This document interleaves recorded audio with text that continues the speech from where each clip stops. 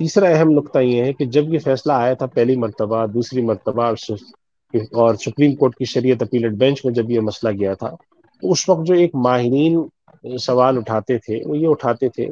کہ اگر یہ فیصلہ نافذ ہوا تو اس فیصلہ نافذ ہونے کے نتیجے میں ملک کی معیشت کہاں جائے گی؟ اگر ہم سود کی بنیاد پر چلنے والے نظام کو ختم کرتے ہیں تو اس کی جگہ آخر ہم کریں گے کیا؟ جو سوال 100% بے بنیاد نہیں، یہ ظاہر معقول سوال اس معنی میں ہے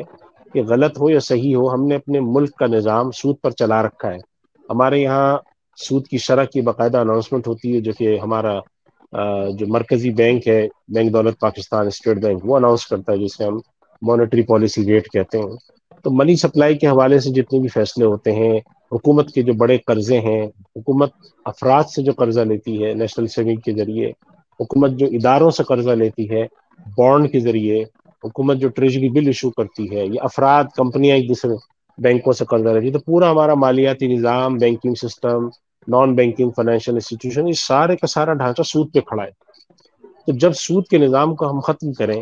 تو ایک سوال اس وقت آ کے کھڑا ہوتا تھا کہ آپ ایک ایک عملی طور پر چلنے والے نظام کے مقابلے میں ایک علمی چیز لا کے پیش کرتے ہیں۔ یعنی آج سے کوئی 25 سال پہلے اگر کوئی شخص کہتا تھا کہ سود غلط ہے، اس کی جگہ دوسرا نظام چل سکتا ہے، تو اس وقت کچھ لوگ یہ بات پیش کرتے تھے کہ آپ کہہ تو رہیں کہ دوسرا نظام چل سکتا ہے، لیکن عملی طور پہ اس کا تجربہ کہاں ہوا ہے؟ اگر عملی طور پہ کوئی تجربہ نہیں ہوا تو کیا ہمارے لیے یہ ممکن ہے کہ ہم ایک پورے ملک کا نظام ختم کر کے ایک نیا تجربہ شروع کریں جو عملی طور پر کہیں کامیاب ہے نہیں ہے؟ اور اتنا بڑا ایک ملک جو کہ کروڑوں لوگوں کا ہے، ایٹمی طاقت ہے اور بہت سارے ظاہر اس کے مسائل ہیں، ہم اس کو صرف ایک نظریاتی بنیاد کے اوپر چلنے والی چیز کے اوپر سپرد کریں؟ یعنی ایک اشکال لوگوں کا آتا تھا۔ یہ میں نہیں کہہ رہا کہ اس اشکال کے اندر وزن کتنا ہے، منطقی باتیں کتنی، لیکن بہرحال یہ بالکل بے بنیاد بات نہیں تھی، کسی نہ کسی درجے میں اس میں وزن ہوتا تھا۔ تو اکثر لوگ یہ سوال پوچھتے تھے کہ ہاں بھائی بات صحیح ہے کہ سود حرام ہے، لیکن ہم اگر انگریزوں کے زمانے سے، پاکستان بننے کے پہلے سے سود کے عادی ہیں، تو بیک جنبش قلم سود کو ختم کر کے اس کی جگہ ہم ایسا نظام لائیں جو دنیا میں آج تک کہیں چلا نہیں ہے، تو یہ کیسے ممکن ہے کہ کامیاب؟ آج جب ہم 2022 میں بیٹھے ہیں تو آج یہ سوال بھی ختم ہو چکا ہے الحمدللہ۔ میں جو تیسرا نقطہ بتانا چاہ رہا تھا اس سوال کے حوالے سے، کہ آج یہ سوال ختم ہو چکا ہے۔ وہ اس لیے ختم ہو چکا ہے کہ دنیا میں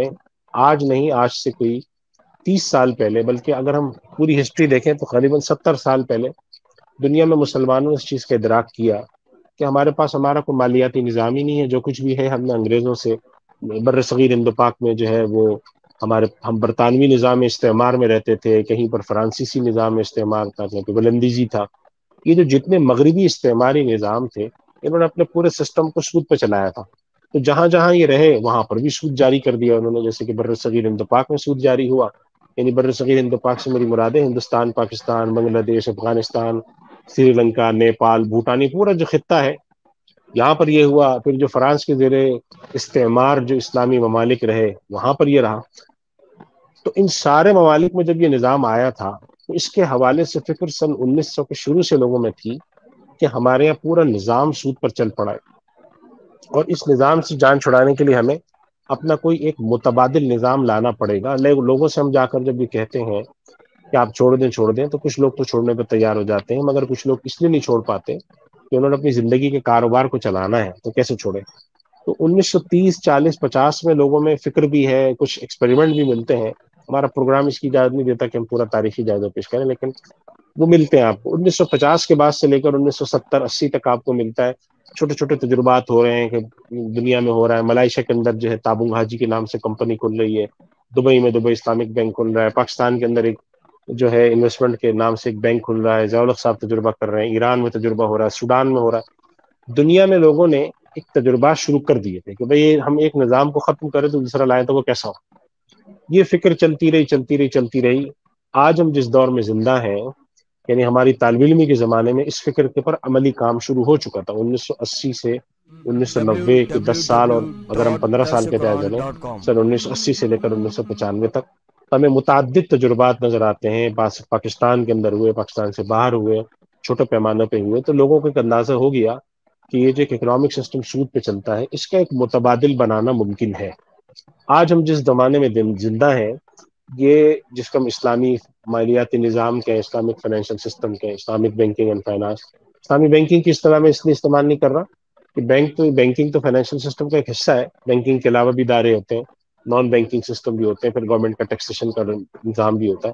لیکن تجربہ ایک کامیاب ہوا، اور آج دنیا میں پاکستان ہے، پاکستان کے علاوہ بہت سے ممالک ہیں مسلمان، اور وہ ممالک جو کہ غیر مسلم ہیں لیکن وہاں مسلمان آباد ہیں، جیسے مغرب میں، وہاں پر ساری جگہوں پر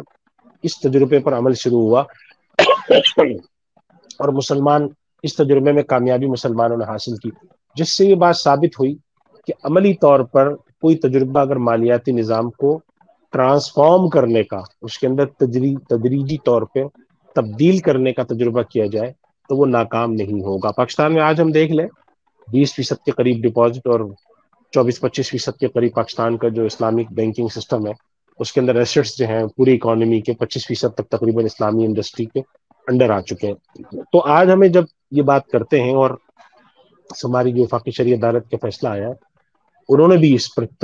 تبصرہ کیا ہے، اور ہمارے یہاں سے انڈسٹری کے لوگ گئے بھی تھے، انہوں نے بلا کر پوچھا کہ ایک سوال کیا جا رہا ہے کہ اگر ہم آج سود کو بند کرتے ہیں تو کل کام کیسے چلے گا، تو آپ لوگوں نے کیا کیا ہے؟ اور خود پاکستان کے اندر، پاکستان سے باہر بھی دنیا کے مسلمان ممالک، ان کی حکومتیں اس کی کوشش کر رہی ہیں کہ ایک متبادل نظام آ جائے۔ تو اس وجہ سے آج یہ کہنا ممکن ہے کہ ہم اس تجربے کو، جو کہ اسلامی بینکنگ، اسلامک فائنینشیل سسٹم کے طریقے پہ ہو رہا ہے، اس کے اندر اگر ہم مزید کچھ اقدامات کریں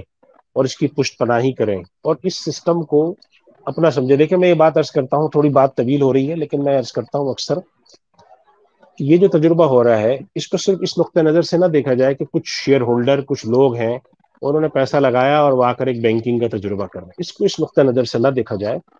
اس کو اس نقطہ نظر سے دیکھنا چاہیے کہ اس وقت روئے زمین پر سود کے نظام کے مقابلے میں اگر کسی نظام کو کھڑا کرنے کی کوشش کی جا رہی ہے، اور وہ بھی اللہ اور اس کے رسول کے حکم کے مطابق،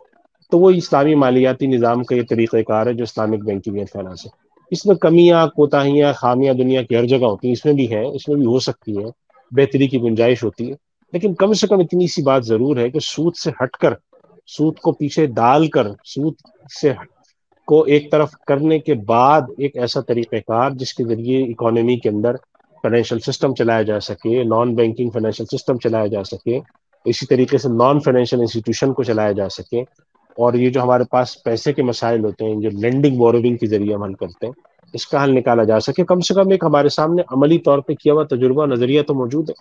آج اگر مسلمان اس کو اپنا سمجھ کر آگے بڑھیں، ایک آدمی مخالف کھڑا ہو جائے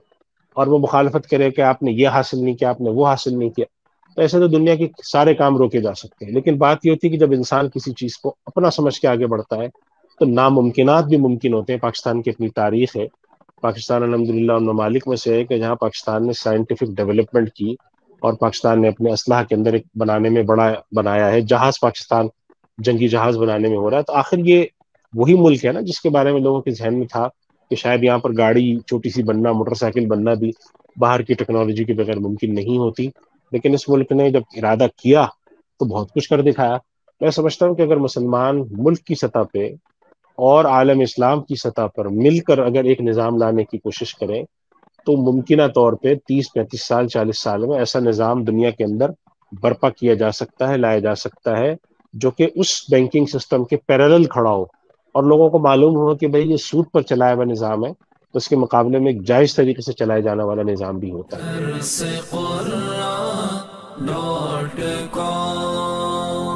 www.darsequran.com